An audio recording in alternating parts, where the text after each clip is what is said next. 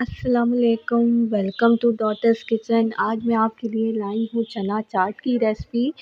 और इसको हम बिल्कुल स्ट्रीट स्टाइल बनाएंगे, जैसा हम अक्सर शॉप्स पे जाके खाते हैं उसी तरह की बनाएंगे। और मैं आपको बताऊंगी कि हम 1 किलो दही को किस तरह ढेर सारी चाट में यूटिलाइज़ कर सकते हैं।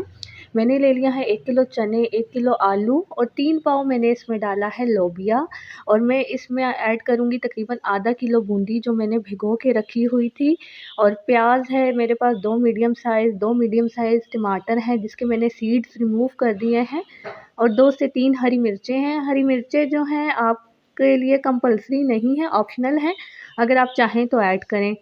और धनिया और पुदीना ये आपने लाज़मी ऐड करना है, और ये आपकी मर्ज़ी है कि आप कितनी क्वांटिटी में ऐड करते हैं। इससे चाट में बहुत अच्छा जायका आता है। 2 टू 3 टेबलस्पून मैं इसमें डालूँगी चाट मसाले का। और चाट मसाला जो है इसकी भी रेसिपी मैं इंशाल्लाह ज़रूर आपको दूँगी। और ये सारी चीज़ें हम अच्छी तरह से मिक्स कर लेंगे। और ये मिक्सिंग जो है आपने लाज़मी अच्छे से करनी है, ताकि मसाला जो है वो कहीं-कहीं ज़्यादा और कहीं कम ना हो। इसमें जो मैं मीठी चटनी इस्तेमाल कर रही हूँ उसकी रेसिपी जो है मैं डिस्क्रिप्शन में दे दूँगी, वो मैंने दी हुई है पहले भी बना के। और चाट को अच्छी तरह मिक्स करने के बाद जो है मैंने ली है तकरीबन 1 किलो दही। दही मेरे पास अच्छी ख़ासी गाढ़ी थी, तो मैंने इसको थोड़ा-सा पानी डाल के जो है वो पतला कर लिया है। और अच्छी तरह से इसको बीट कर लेंगे।